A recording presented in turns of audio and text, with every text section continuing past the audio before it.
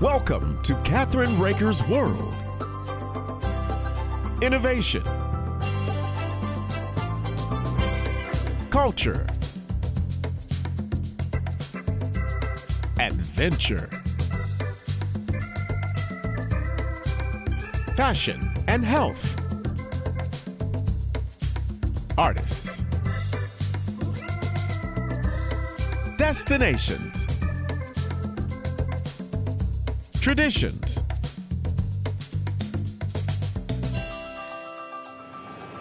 This is Kathryn Raaker's World.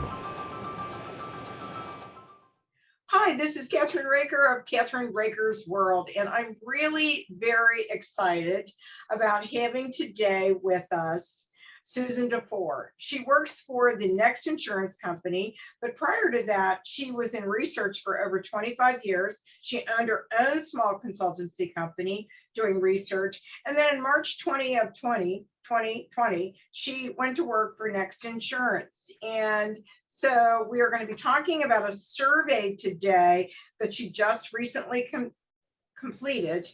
And we want to welcome her to our show today. Hello, how are you, Suzanne? Hey, how are you, Kathryn? I'm so happy to be here. So excited to talk about the results. Okay, so the first question I have actually is, tell me about Next Insurance and who they are. Absolutely. So I think the most important thing is that Next Insurance is an insurance provider that is 100% dedicated to small business and the self-employed, which is their mission. So the mission is really simple, is to help small business and self-employed people thrive. And really, Next is really revolutionizing a historically complicated insurance industry by providing simple to understand, customized, affordable insurance.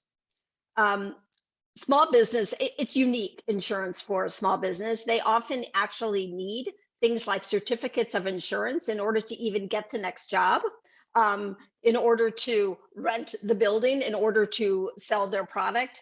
And so getting those certificates of insurance are really critical for small business. And Next Insurance has found a way to give 24/7 access to those certificates so that insurance becomes an enabler for them to do business rather than the barrier that it has been in the past. So they basically, like for instance, my small business, I had to go from one carrier who's put me into another carrier, actually. And it was, it was a little confusing in the beginning, but I think that now that I have it, right, because I have errors and omissions and I have all kinds of things for my small business, but I represent people too, which, I feel like I don't just do radio and television. I represent products and I represent clients. Okay. Right. So would I be a good small business person for Next Insurance? Absolutely. Absolutely. So Next Insurance is a one-stop shop. So you can get your errors and omissions, you can get your general liability. In fact, you could even get commercial auto if it's something that you're driving within your business or transporting. Tools and equipment, workers' comp if you had employees. There's all those pieces that you have to put together in order to create the package that really limits the risk that you have as a small business. So you feel like you can take other kinds of risks, not the ones that insurance covers.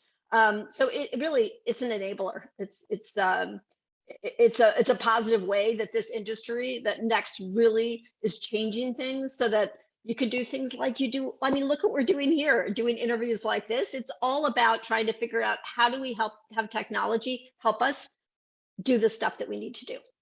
I had never heard of Next, so this is a new one for me. I mean, I searched everywhere when I was looking for this insurance. So I had two different insurance policies, right? One is for small business and the other is for errors and omissions, right? And it's like, if I could have gone to one company, and maybe I'll change soon, and do something different.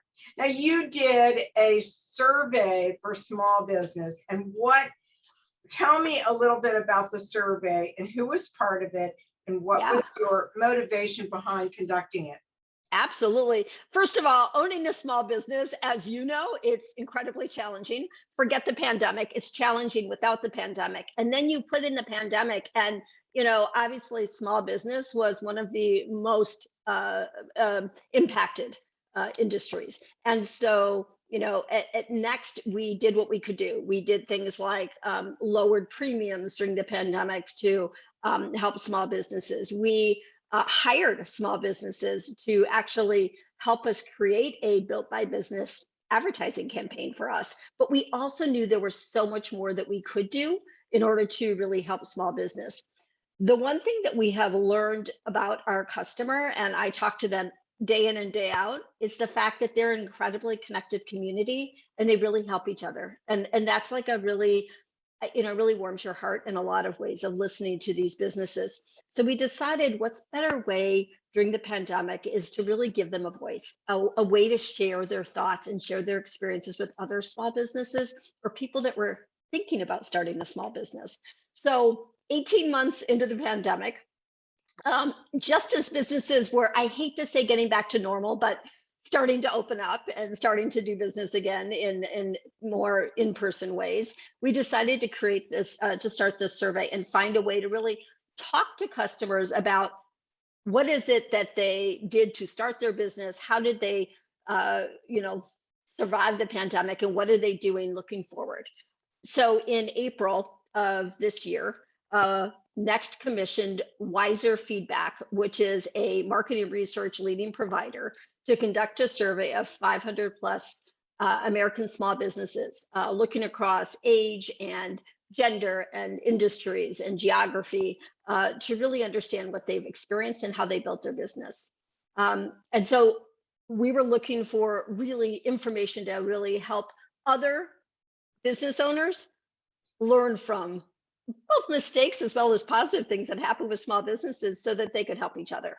And then in conjunction with that survey, we also Next released a small business guide called How to Thrive from Day One, which is really to help kind of give more context into exactly what goes into making a small business successful.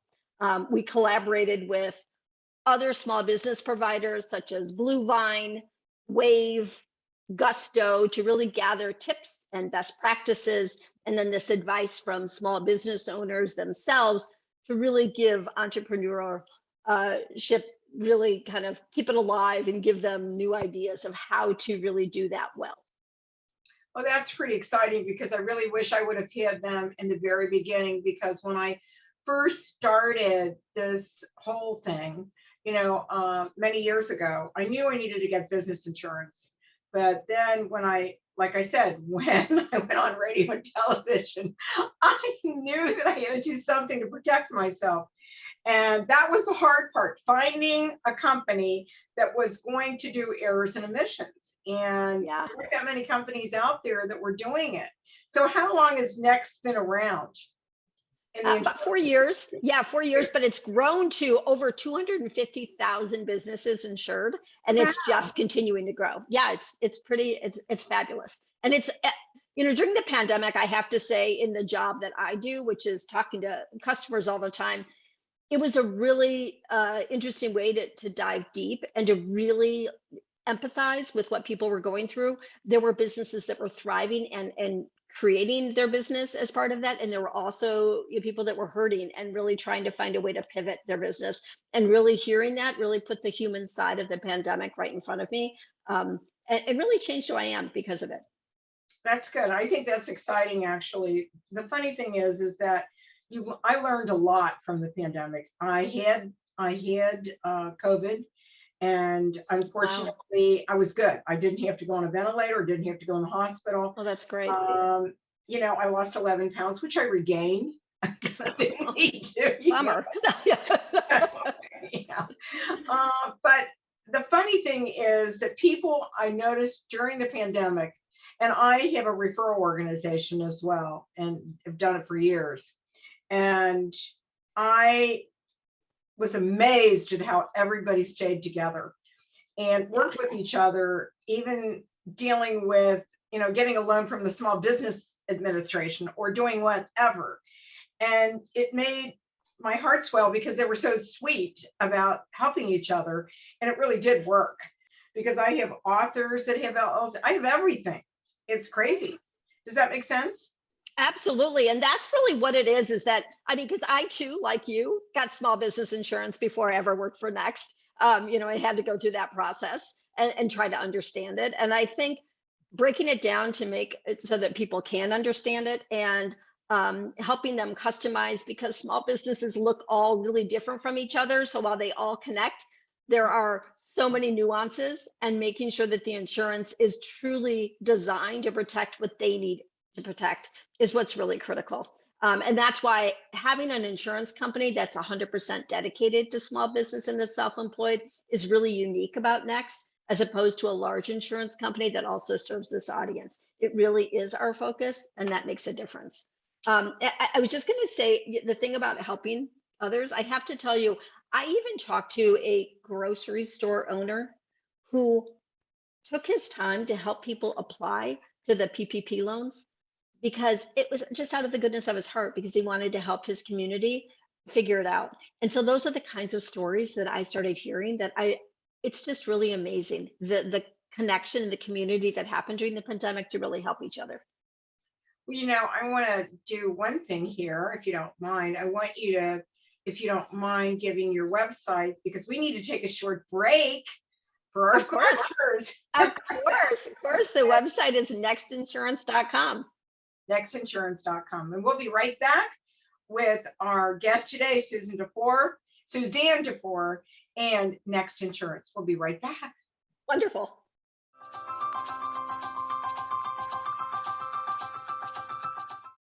It's difficult to find a person in America right now whose life has not been impacted by the opioid epidemic. In fact, a recent report found that enough opioids were prescribed in 2016 for every man, woman, and child in the nation to have 36 pills each.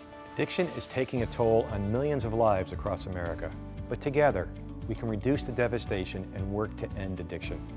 And it all starts with prevention. Now more than ever, it is important that we educate and empower patients to talk to their doctors about their post-surgical pain management options. If we could reduce the number of opioids prescribed after surgery by just 10%, it would mean almost 332 million fewer leftover pills available each year for potential diversion and misuse. These prescription painkillers are not our only option for treating pain, especially after surgery. To learn more, visit planagainstpain.com.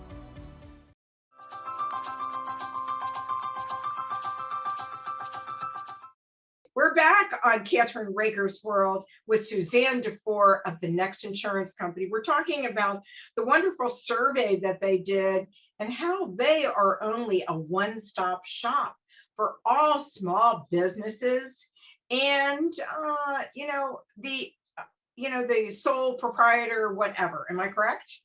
Absolutely. I love being in business for myself. How do you feel about it? How did you feel about owning your own business? Oh no, it's, there's obviously the plus and the minus, but I do think that I really relate to the small business, the motivation of being kind of in control of your own destiny, and being able to decide that if you work more hours, it's really, you're going to see the benefits of that. And if you decide to pull back and take a break in a week, you can also, make those choices. I think that freedom to do that is spectacular, and drives a lot of people to choose managing their business and building it, and excitement to kind of just succeed and see things grow based on, and learn as they go and figure out the next steps and pivot. I think the ability to be flexible and move at the times is critical, and certainly something we saw in this survey, particularly during the pandemic when everyone had to pivot. Now, the next question I have is actually, what are some of the key findings that you found? How did the pandemic, I think we talked a little bit about that, affected small business? Yeah. The transition to digital and feeling optimistic about it. And let's find out what some of the findings were and some of the small businesses that you surveyed.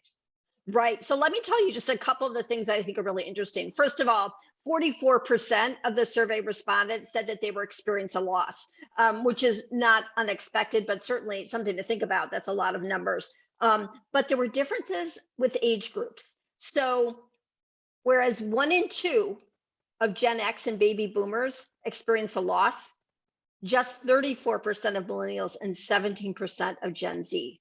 So in other words, younger business owners fared better. And why? Generally because they were already digital first. So millennials and Gen Z were already using, before the pandemic, digital marketing, e-commerce. They were using, social media marketing, web store with shipping and delivery and all those kinds of mobile apps. So to pivot their business during the pandemic wasn't as difficult. Whereas for Gen X and baby boomers, they were having to learn a new way to do business. They were less reliant on digital. They had to teach themselves. And so their losses were more significant because they had to make that adoption to make the changes. So we definitely saw that differences in digital. What's interesting is that the digital space, it's not just like a blip for the pandemic.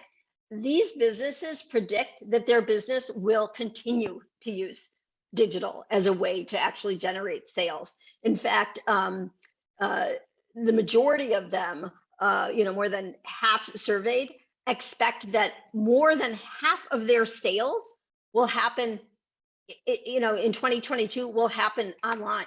And that is a 10% difference from 2019. Now, and that's a big shift. I mean, 10% change in how people do business is huge. And they believe that's going to actually stick over time. So it's pretty important change. And in fact, if you look again generationally, which was really fascinating, 80% of Gen Z business owners expect that more than half their sales will come from online, whereas only 33% of boomers expect the same. So you see that digital divide happening in terms of younger business owners coming into the space are really finding a way to maximize sales and marketing efforts using digital opportunities. When we survey these people, more people are really relying on digital sources as opposed to traditional. So let's, as an example, 28% had a Facebook page, 20% had Instagram accounts, compared to 14% who are doing direct mail, or even just 9% who are doing local newspaper ads. So things are really shifting over time. I would agree with that. Actually, one of the things that I found, and I love I think a lot of us, doesn't matter how old you are, okay, if you've been in the computer world, if you've done social media before, right? I may be one of the weird ones, but I was already there. I mean, we were one of the first ones to do streaming. I mean, people thought I was crazy, right? But all of those, including the cloud, doing things in the cloud with LinkedIn, I mean, all the radio shows, and this is, I'm going to give a little plug for this. One of the first things that I did when I got my iPhone, right, was somebody called me up and said, you need to do this app. We sell this app. And actually, the minute that you put it into the feed, it'll go up on your app that's free to them. And they can see all of your radio shows. Wouldn't you like to do that? And I went, yes, I would. I like technology, right? So everybody thought I was crazy. And then I'm even teaching people that I know that have iPhones. Like I said, you're not on my app. What's the deal? And so I think you have to like technology and you have to be not afraid of it. I'm teaching a business owner right now that's 82. How to use certain parts of social media and Zoom. Nobody's too old to learn. Absolutely not. And it's not too old to learn. And I think it's such an amazing enabler for businesses. And so I agree. Once they get over the fear, that's what's great. And look what you did. You're helping others. Others helped you. I mean, that's all part of this community of, if you reach out and ask for help, people are willing to do it as well. And I think, Suzanne, once you learn it, right, it's like anything else. Is like riding a bike. It doesn't matter. You know, it took me a little while to learn Zoom. And but once you learn, and now I'm working on Teams, okay? That's, Yeah. I think that's a little bit more difficult, but that's all right. I like challenges. Now, how did female and small business owners fare during the pandemic? And other interesting findings that you thought were exciting or whatever? Yeah, well, let's talk about the women thing for a minute, because I think that is something that certainly we could relate to. Mhm. Women were disproportionately impacted by COVID-19, and it's not a surprise. But when you get the survey results come back, and you're like, okay, this does make sense. According to the National Women's Law Center, more than 2.3 million women have left the labor force during, from during the pandemic. It suggests that women often more than men really had that impact of COVID-19. And a lot of that had to do with, displaced from jobs, but also having to stay home for childcare and for homeschooling. And so people were giving up their jobs. And our results then show that, in fact, some of these women, and way more than men, who lost their jobs actually started their own business during the pandemic and chose that. So, according to the Census Bureau, more than 4.35 million new business applications were submitted in 2020, the highest number ever recorded in the US, and close to a 24% increase over the year before. So, according to our data, then it's not surprising women were twice as likely to actually start a business than men. And in 2020, and because of that, it really demonstrates that there must be, a significant portion of that 4.35 million new business applications were women, small business owners. So much more likely to start business, finding that opportunity, figuring out a way to make everything work with childcare and homeschooling, et cetera, and having to really find more creative ways to make a living.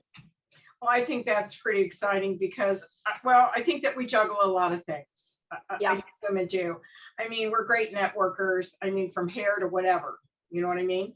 And your nails, whatever it was, we know how to network and we know how to do it. And I don't think we're as afraid, at least I'm not afraid to jump in. And I have to say this wonderful thing about my husband. When I started my business here where I am today in Cincinnati, he became my partner and he funded me to start, which was wonderful. Oh, He bought me my first television camera. but And see, those are great stories. And you know what? I love when I feel the same about my partner too. He has totally, supported me in so many ways. And those are great stories, isn't it? It's like, it is. And I mean, actually the first person I ever interviewed on a television music interview was Paula Nelson. And it was a music and it was the first time I had ever used a camera. I had taken lessons and stuff like that, but I was actually filming it. So it was pretty awesome, I thought. But you can't be afraid. You have to say, what the heck, I'm gonna try it, see what happens. And you may be really absolutely surprised, right? Absolutely. I'll tell you the thing though, the numbers that did come back that were we don't know what it's going to look like later, is that all these businesses are started by women, which is fantastic. But we also know they're juggling childcare and they're juggling homeschooling, and we hope that will get better. But we also asked them if they expect to take a vacation in the next year. And more than a third of women said no vacation. Men, less than 20% said no vacation. So women much less likely to take vacation than men, and expecting that to be part of it. And so of course, there's a part of us that are like taking care of kids, homeschooling, starting your own business, and not taking time off. So the other interesting findings that we found is things like, so whereas women start out with, when they start their business, they're really focused on marketing and sales, and that's where they put their efforts. Men, on the other hand, lean toward getting legal advice, loans, accounting, and insurance. So they have different paths to get to build businesses. And not that women never reach for those things, but it's not the first thing they reach for. The other thing we found is that retail and e-commerce specifically were the most exposed in terms of being without insurance for their small business, which, is sad, and certainly something that we hope they remedy. Nearly half of small businesses, and this goes to something you said, they actually said that PayPal was their #1 product or service, but it was quickly followed by email and LinkedIn, which you just mentioned as well as being a great resource for them to actually market their business. Again, super connected community. 52% say their friends, family, and colleagues were their best source of information to really help build their business. And in fact, when they look to hire people, they actually are reaching out to the same people, to other small businesses, to friends, and to family to say, I need people to, do different things at this job. So they're really looking at their community to help them out and build. I spoke with, in an interview, I spoke to someone who does CSA boxes. So those boxes from farms of produce and delivery. Their business completely took off during the pandemic. They hired all their family and friends who had lost their jobs during the pandemic to come and help their business. So there's so many of those kinds of stories. So what the other question I had is, in addition to the survey, you released the Small Business Guide. How to thrive from day one. What are some key takeaways from the guide that you think small business owners should know?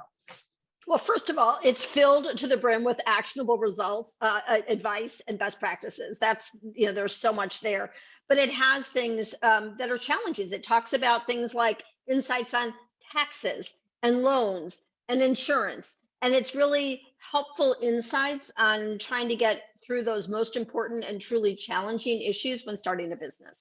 What I really love about the guide is that it also includes those firsthand lessons learned of kind of the, wish I knew kind of information of small businesses kind of sharing what they were thinking about, in terms of mistakes they made, missteps, or things that were turned out to be incredibly helpful, such as having a business plan before you ever start and understanding what that really entails. Really, the words and the help and the insights from those people that have actually experienced it. As part of that guide, we also connected with 4 customers in different parts of the country, in different industries, and at really different stages of their business, and listened to their advice and their experiences and how those things differed and how they succeeded. And hoping that this advice will really help other small owners really build their business and build up confidence to really start their own business. Well, I can't tell you how much and excited I am to have had you on as a guest.